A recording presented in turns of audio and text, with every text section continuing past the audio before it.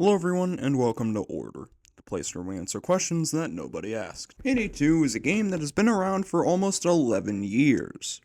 But if you were to go into YouTube and search up what the worst build is, you're not going to find anything. So, since I have just a bit of experience with this game, I decided to make one myself. If you're here exclusively for the build, then skip to this time code. But for the rest of you, I'm going to back up a bit and explain what a build even is. When it comes to Payday, build is pretty much just another term for loadout.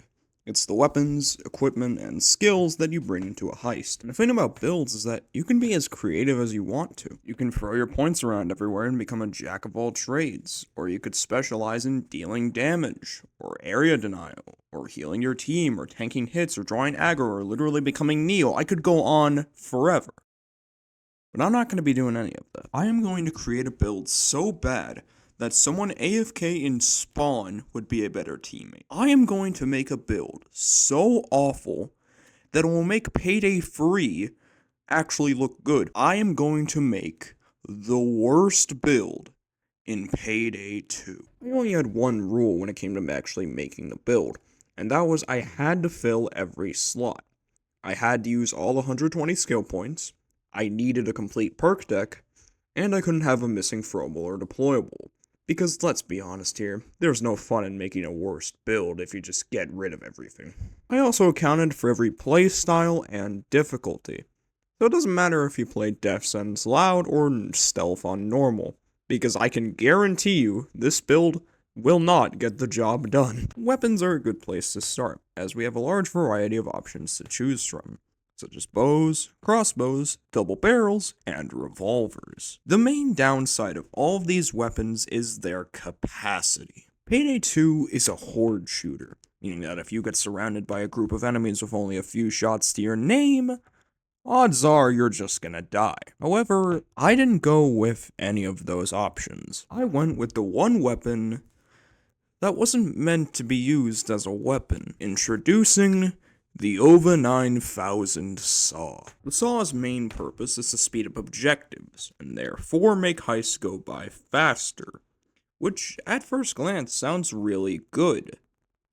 Until you realize that you don't have any means of defending yourself. With the help of Portable Saw, the Saw is the only weapon that can be equipped in both your primary and secondary slots, meaning that you don't have any means of killing cops.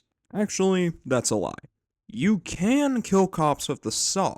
However, in order to do so, you need to get right up into their face. So, unless you have a death wish, I highly advise against doing. Not to mention, I didn't give any upgrades to the Saw, so its ability to speed up objectives is even worse than it would be normally. I'm also going to throw in melee into this section.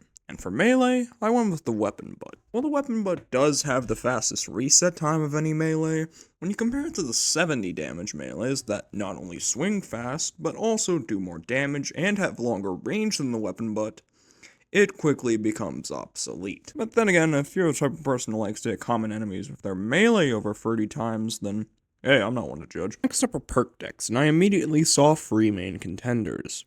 Those being Hitman, Gambler, and Yakuza. Hitman provides some buffs to armor regen, as well as some akimbo boosts. Gambler gives you more health, as well as the ability to heal whenever picking up ammo.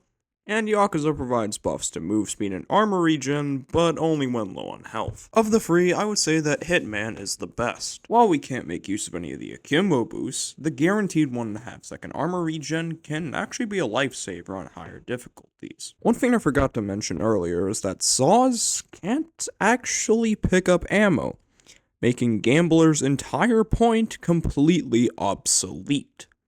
That may lead you to believe that it's worse than Yakuza, which it would be if I wasn't factoring in every difficulty. On lower difficulties, that extra 40% health offered by Gambler can make a huge difference. The way I see it, Gambler has higher highs and lower lows than Yakuza, while as Yakuza is just consistently bad. Yakuza's boosts only come into effect when low on health, meaning that you need to be at death's door if you want to make any use out of the perk deck. Combine that with the fragility of the 2-piece suit, and you're pretty much just asking to die. I like the analogy that Carrot used in his video, where if Perk Decks were different sea creatures in a race for first place, Yakuza is coral that someone put handcuffs on because they thought it would be funny. Whenever I think of the worst throwable, I'm always drawn to the Ace of Spades. Ace of Spades are a set of throwing cards that at first glance might finally seem like a self-defense tool. Until you look at the damage. Let's do a little math. You have 21 cards at your disposal, and each card deals 40 damage. That means that you can deal a total of 840 damage with all of your cards. Now compare that to something like the throwing knives. Although you only get 6 throwing knives, each knife does over 1,000 damage. But I'm not done yet. Shurikens do 100 damage up front and almost 3,000 damage with the poison, including a nice stun. Even without the poison, all 10 shurikens still do more damage than the Ace of Spades. Even the javelins are better than the Ace of Spades because they deal almost 10,000 damage with all 3. Not to mention, 840 damage isn't even enough to kill a single heavy SWAT on higher difficulties. What about stealth? Good question. On one hand, the Ace of Spades do give you a ranged option for killing guards in stealth.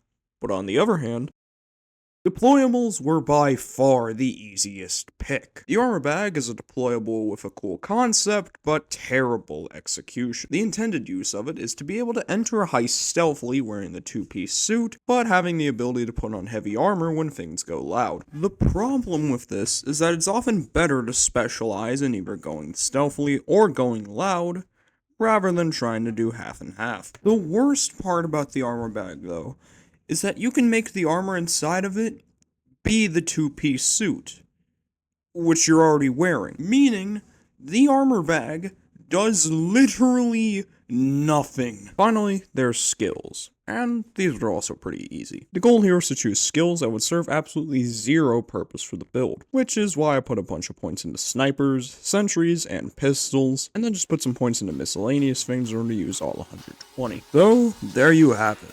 The worst build in Payday 2.